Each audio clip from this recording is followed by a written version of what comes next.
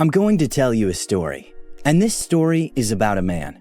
A single man who created more wealth in his lifetime than Bill Gates, Warren Buffett, and Jeff Bezos' wealth combined. And this man is none other than John D. Rockefeller, the oil titan. For over a century now, the name Rockefeller has been associated with absolute wealth, fame, and prestige in equal measure. How does that go again? In the beginning, there was oil. Then came the Rockefellers? Okay, it's quite possible that this statement is made up. But the point is that this family is filthy rich, and their primary source of wealth is none other than good old black gold, as they like to call it, or oil, whichever one you prefer. Is it any surprise, therefore, that Jay-Z, the rapper, co-founded a label named Rockefeller? Perhaps he wanted inspiration from the legendary multi-billionaire oil magnate. While oil may have been the original source of their wealth, the Rockefellers have successfully diversified their investments over the years and have therefore maintained their mammoth wealth. Let's find out how they did this. Before we talk about the money, though, it's best that we talk about the man behind the money. John D. Rockefeller was born on the 8th of July, 1839, to William Rockefeller and Eliza Davison. He had an elder sister, Lucy, and 4 younger siblings, William Jr., Mary, Francis, and Franklin. While it may not seem so, it's important to note that Rockefeller's father, William Rockefeller, was a con artist who regularly changed careers and always tried to cheat his sons every chance he got. On the other hand, John's mother was a devout Baptist, thrifty, and a homemaker. Have you ever noticed that some of the richest people in the world, while highly ambitious, never planned to be extremely wealthy? I mean, just look at Bill Gates, Elon Musk, Warren Buffett, and Steve Jobs, just to name a few. And while John D. Rockefeller was an ambitious man, I highly doubt he ever planned on being worth over $600 billion. In his youth, he primarily had 2 dreams, one in regards to wealth, and the other to live a very long life. He wanted to live to 100, and he also wanted to make $100,000, an equivalent of a couple of million in today's money. And although he exponentially exceeded his wealth dream, he almost achieved his other dream, to live to 100. He unfortunately died of arteriosclerosis, the buildup of fats, cholesterol, and other substances in your artery walls. He was 97 at the time, 2 months shy of his 98th birthday. After high school, Rockefeller took a business course at a local college, Folsom's Commercial College. There, he studied bookkeeping, and this earned him his first job in September 1855, at only 16 years old. He was studious and hardworking, and for this, he eventually earned $58 from a starting salary of $16. Not only did he earn money from his bookkeeping job, but he was also able to learn how to calculate and manipulate transportation costs. This skill would prove valuable when he eventually entered the oil business, produce commission business, and the Civil War. By the time he stopped working as a bookkeeper, Rockefeller had saved up a considerable amount of money, of about $800, which is equivalent to almost $23,000 in today's money. I guess he can thank his mother, the thrifty spender, for this handy skill. Soon after, in 1859, he decided to get into the produce commission business together with a partner, Maurice B. Clark. But he needed to contribute $2,000 in starting capital. Since he didn't have enough money, he turned to his father and asked him for a $1,000 loan, which he agreed, but at a 10% interest. And so he added this with his own savings and came up with the required amount. Their produce commission business basically entailed supplying agricultural products for profit. To do this, they would find clients who needed food supplies, take their order, and sell to them for profit. Business was good for the first few years, and the partners made quite a bit of profit. The outbreak of the Civil War was good for Rockefeller and Clark's produce business, as the army needed food supplies for their soldiers. To this end, these gentlemen made quite a bit of profit, some amounting to as much as $17,000 in a year. This was a lot of money back then. Gain all you can, save all you can, and give all you can. John Wesley is credited as having said these words, and John D. Rockefeller lived by them. And so, with the profits he accumulated, he made his contributions to the Union cause. An alternative explanation could be that he was only giving to the Union cause just to avoid combat, as most Northerners did back then. Entry into the oil business. As the Civil War was approaching its climax and peace soon approaching, this period, which had been so profitable for Rockefeller and Clark, was soon coming to an end. And since they realized that they couldn't make as much profit as they did during the wartime period, they decided to branch out into other business prospects. Enter the oil business.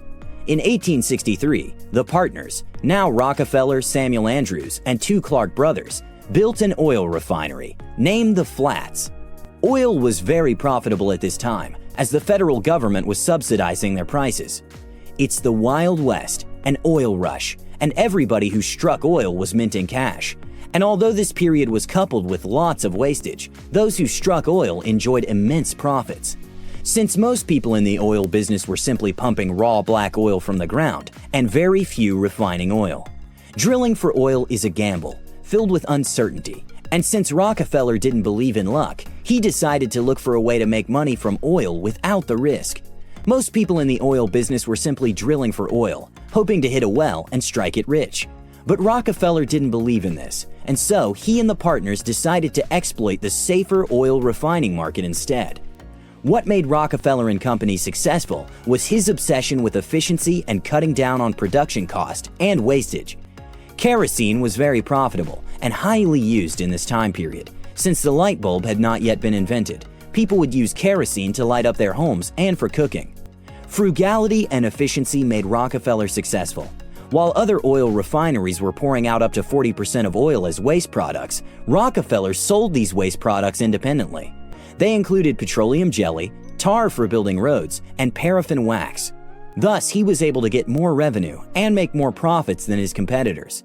He cut costs further by making his own barrels and having internal plumbers. 2 years after getting into the business, John D. Rockefeller took a step that would see him become the man we know him to be today. He bought out the Clark brothers for $72,500. But he and the chemist Andrews remained partners. This proved good for them because there was an unending need for oil at the time. So, what did he do? He borrowed heavily and invested wisely. And as we all know, the success of any business depends on how much capital is invested, as you will soon find out. The later years of the 1860s saw the creation of a whole other new partnership, this time consisting of Williams, Rockefeller, the chemist Samuel Andrews, and another new addition, Henry Flagler.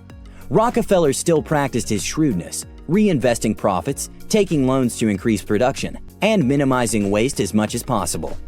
This partnership birthed Standard Oil, an oil refining company formed in 1870. As always, Rockefeller applied his skills and experience, and soon the company was shipping quite a bit of oil and kerosene around the country. Here, his knowledge of transportation costs from when he was a bookkeeper came in handy.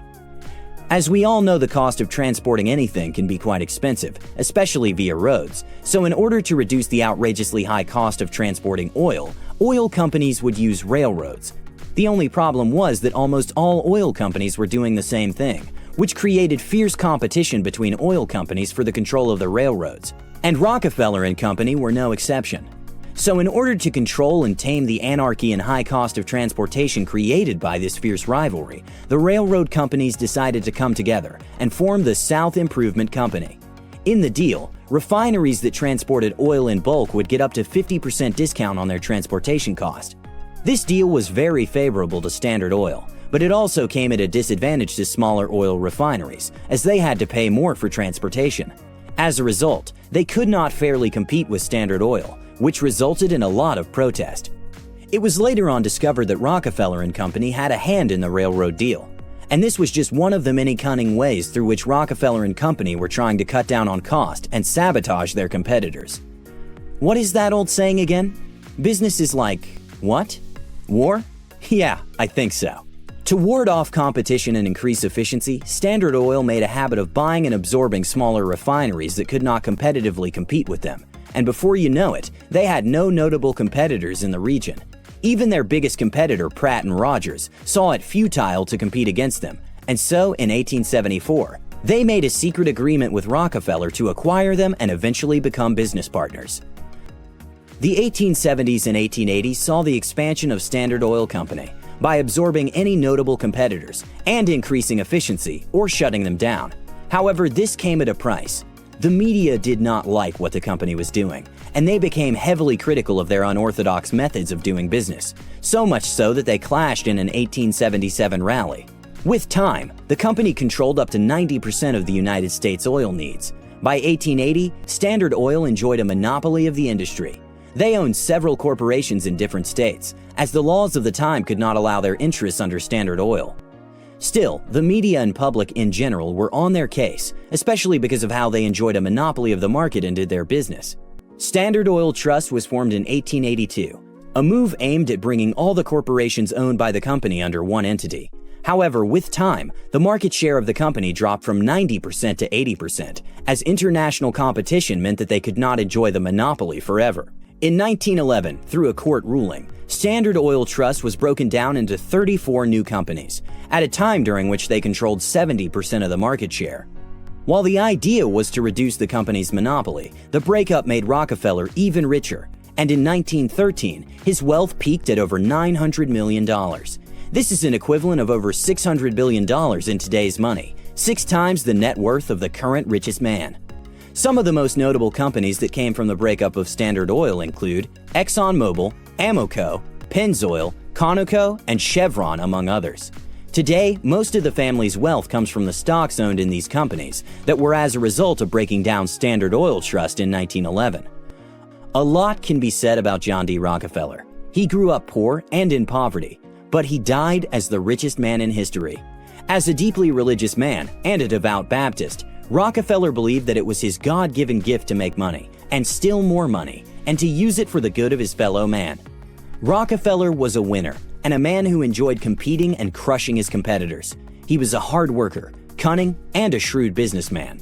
He was also a generous giver, giving nearly half of his fortune to charity, churches, medical foundations, universities, and many worthy causes. Thank you guys so much for watching. Leave your thoughts in the comments section below on who we should do next. With that said, thanks for watching and I'll see you in the next one. Cheers!